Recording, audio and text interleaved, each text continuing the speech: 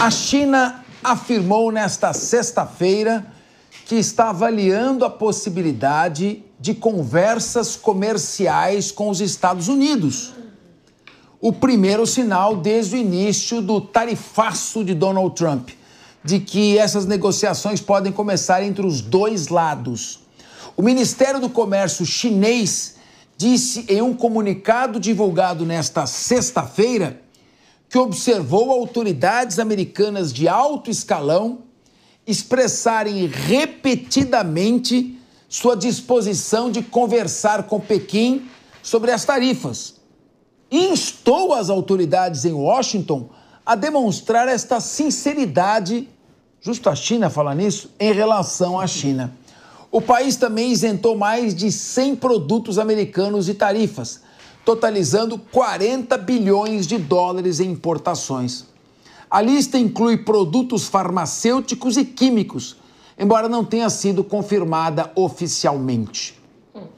Minha querida Maria Descartes, especialista em ciência política e política internacional, quando a gente trata desse assunto, eu sempre gosto de dizer a quem está nos acompanhando que esse não é um assunto distante. Isso influencia no mercado de ações, na Bolsa de Valores no mundo inteiro, na exportação das nossas mercadorias, na inflação, na recessão econômica, mexe diretamente com a sua vida. Então, a briga entre esses dois gigantes, que praticamente nós estamos com um PIB de 30 trilhões de dólares e outro de 22 trilhões de dólares, são praticamente mais da metade do PIB mundial. Então, eu pergunto a você, ou quase metade do PIB mundial, trazendo mais para a realidade. Eu queria ouvir você, Maria Descartes. Os Estados Unidos está com um déficit comercial de 300 bilhões de reais com a China. Tá. Muito bem. O Trump está tentando reequilibrar isso. Será que foi uma tática de bate e depois assopra? Me parece mais uma briga entre marido e mulher, tá? Porque, assim, os dois, como o Capês mencionou, né? A primeira maior economia do mundo, seguido da segunda maior economia do mundo, e ambos são principais parceiros econômicos entre si. Então, eles estão aí vivendo uma estremecida no casamento. Houve uma briga provocada por um dos parceiros e ali quem é que vai arredar o braço primeiro? A gente viu que o Trump, né, deu uma pausa no seu tarifaço por 90 dias para justamente ouvir os países virem até ele e tentar negociar. Ele afirma que atualmente mais de 150 países, 170 países já entraram em contato com ele para justamente conseguir negociar essas tarifas que ele impôs a esses países. Tarifas, inclusive, absurdas que até agora ninguém entendeu esse cálculo. Eu acho isso muito complicado, né, Capês? O que o Trump está fazendo ele está criando uma total disrupção aí no sistema econômico liberal global que permaneceu pelos últimos 50 anos, que foi prevalecente, que foi inclusive implementado pelos Estados Unidos, e ele quer justamente isso, ele quer reaquecer a indústria norte-americana que, com o crescimento da globalização, acabou-se, né, a indústria acabou indo para outras partes do planeta por conta da mão de obra mais barata, dentre outras questões. Então, o Trump quer reverter essa situação dos últimos 50, 60 anos com esse tarifaço para justamente reduzindo também os impostos internos para justamente fazer com que empresários queiram aceder, criar empresas e indústrias lá nos Estados Unidos. A meu ver, eu acho mais um tiro no pé. Eu acho muito complicado o que ele está fazendo porque taxa não é bom para ninguém. Diante disso, eu acho que agora a China e os Estados Unidos vão conversar entre si, mas eu não vejo... Eu não sou otimista ao que vai acontecer. Eu acho que ambos estão, assim, muito... O Trump tem a testa dura, ele é uma pessoa que, né, vai se promover em cima dessa guerra comercial e a China vai tentar ali, eles são muito, assim, espertos, eles vão tentar achar alternativas e ambos não vão, assim, ceder muito o braço. Lembrando aqui que tem uma nova projeção de uma queda do PIB dos Estados Unidos, né? Essa semana veio uma nova projeção de uma queda de 0,3%. organizações internacionais como o FMI já prevêem, se isso continuar, já prevêem uma recessão internacional, então é necessário que haja, sim, um diálogo. A meu ver, que não vai ser tão otimista quanto as pessoas estão vendo. Eu só queria ressaltar uma coisa aqui. O protecionismo, minha gente, não é bom para nenhuma economia. O Brasil aqui é um dos países mais protecionistas do mundo. A gente é muito protecionista. Temos uma indústria que poderia ser bem melhor e não é por conta desse protecionismo. E só há um caso no mundo inteiro que o protecionismo foi bem sucedido, que foi na Coreia do Sul com a Hyundai. É um dos únicos casos que foi bem sucedido no mundo e realmente é muito complicado. O mercado, o comércio, a troca de comércio, ela é benéfica para todos os países. Pois é, mas, meu querido Rodolfo Marins, a China compra só 7% dos produtos exportados pelos Estados Unidos. Ou seja, 93% vai para todo o mundo e só 7% para a China. E os Estados Unidos compram 16,7% daquilo que é exportado pela China. A China entrou em 2001 na Organização Mundial do Comércio, prometendo que ia seguir as regras de competência honesta e justa entre países. De lá para cá, ela multiplicou o seu produto interno bruto, avançou em mercados antes dominados pela América, e o que nós vimos é a China crescendo exponencialmente e os Estados Unidos num processo crescente de desindustrialização, a ponto da dívida americana chegar a 38 trilhões de dólares. Ou vai ter esse entendimento, ou será que os países vão caminhar para um nacionalismo hermético em que cada um vai elevar as suas tarifas e vai sobrar aqui para o Brasil? O que você acha? Não, que vai sobrar para o Brasil, isso não tenha dúvida, cabeça. Mas que eles vão caminhar para um nerd, como você disse aí, nem sei repetir a palavra tão bonita que você falou. Hermético. Hermético. Eu creio que não. Sabe por quê? Porque quem manda, na verdade, é o comércio. E a gente está vendo aí um segundo semestre nos Estados Unidos avassalador, com a importação caindo de entre 75% e 80%. Sabe o que isso significa? Significa que os produtos norte-americanos também vão ficar mais caros. E os produtos importados, aqueles que já estão ali chegando nos Estados Unidos, também vão ficar mais caros.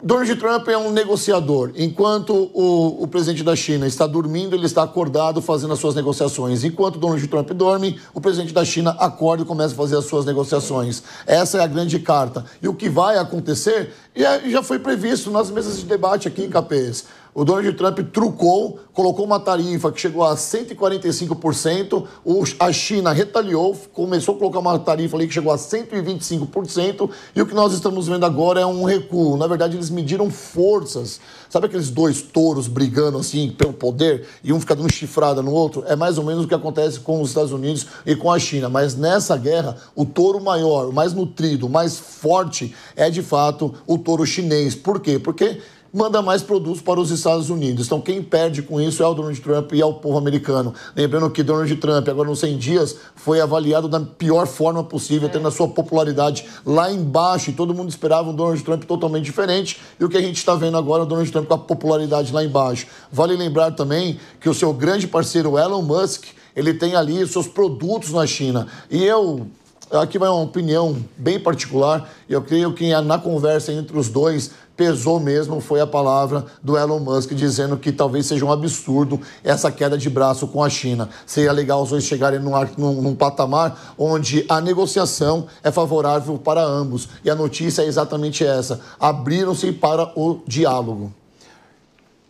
Thaís Cremasco. Estou torcendo para você não me chamar, porque eu vou falar uma frase que eu pensei aqui do Trump, porque ele falou dos touros. Né? Você falou do casamento, né? Que parece um casamento. Eu tô mais nesse mood, mas são dois homens fazendo omisse.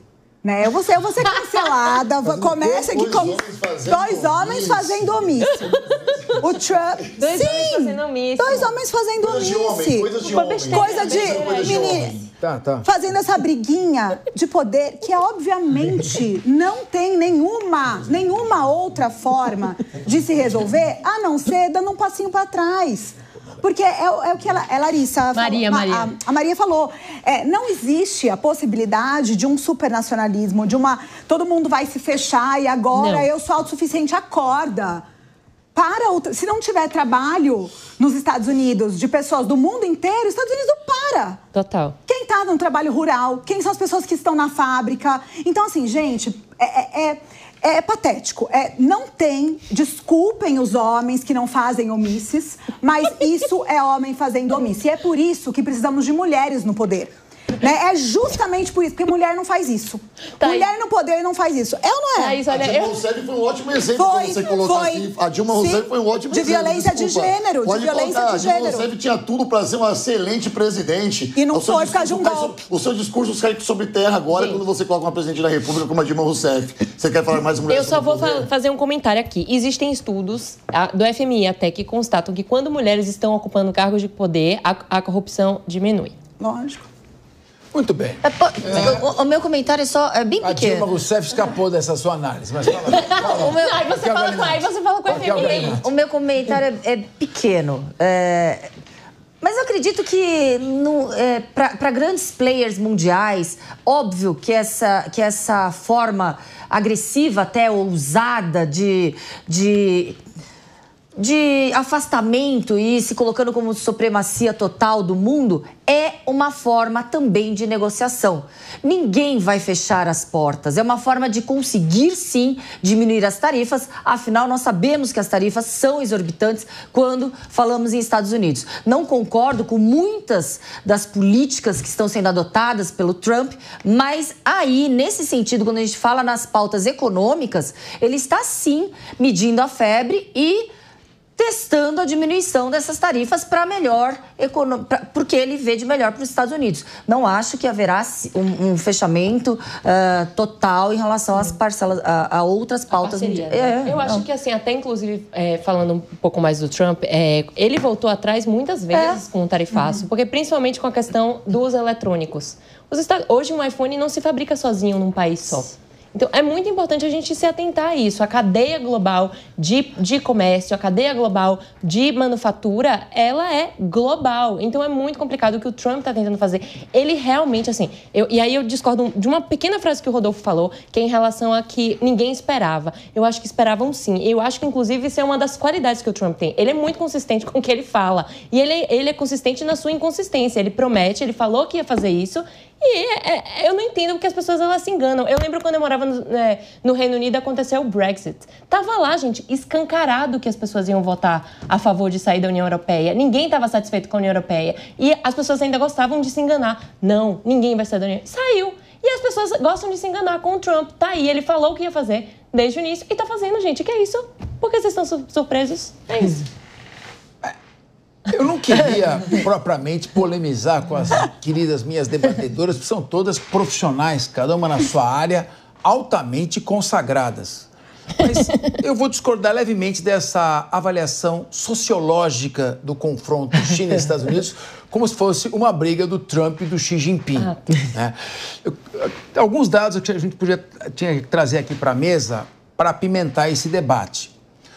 A China, como eu disse, entrou na Organização Mundial do Comércio em 2001 com a promessa de jogar limpo e de respeitar os mercados da Europa Ocidental dos Estados Unidos. Na época, 2001, a China era a 6ª economia do mundo. Hoje ela é a 2ª e daqui 10 anos deverá ser a 1ª, a maior economia do mundo, ameaçando não só a hegemonia, mas a estabilidade americana. De lá para cá, Maria de Carla, você que é especialista em ciência política e política internacional, os Estados Unidos teve uma redução na sua atividade industrial de 28% para 12%. Tá. E a participação no PIB da indústria americana, no PIB americano, caiu de 21% para 10%. O país está numa crescente desindustrialização, uma dívida pública que vai chegar a 38 trilhões de dólares, um aumento da taxa de juros, por isso teve essa briga do Trump com o Jeremy Powell para baixar a taxa de juros, vai ficar impagável a dívida americana. E os Estados Unidos precisa tomar alguma coisa. Ele está, você mesmo disse isso, numa política disruptiva dessa linha que vinha com a China engolindo os Estados Unidos. Um déficit de 300 bilhões, o Trump, a meu ver, ele está, Rodolfo Maris, tendo uma má avaliação agora, só que não é corrida de 100 metros. É maratona, são 4 anos de mandato. Então, eu queria, talvez, que vocês polemizassem comigo essa questão. Não é briga do Trump com Xi Jinping. Claro que é a personalidade do Trump.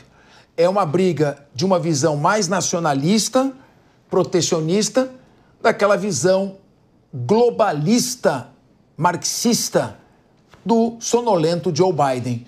Por favor, espanquem essa minha Pois visão. eu vou falar. Eu acho que, primeiro, é a briga da hegemonia de poder. A gente vê um fim de um ciclo e de uma era. Os Estados Unidos se manteve como superpotência pelos últimos 20 anos, quando a Guerra Fria acabou. Ele foi o grande vencedor dessa disputa, apesar de eu achar que a Guerra Fria ainda existe em alguns aspectos aí da geopolítica, mas eu não vou entrar nesse mérito. Então, é o fim de uma superpotência que está aí tentando fazer com que ela permaneça no poder. E acho que, e ainda estendo mais isso, Capês, tem autores que falam que o Trump faz esse tipo de alarde para justamente fazer com que os Estados Unidos não perca aí a sua posição internacional e que o cenário é muito mais feio do que se espera. E ainda tem outros autores internacionalmente que falam que o Trump faz todo esse tipo de falácia, de coisa, para reduzir, inclusive, o valor do dólar internacionalmente, para justamente fazer com que os produtos norte-americanos fiquem mais baratos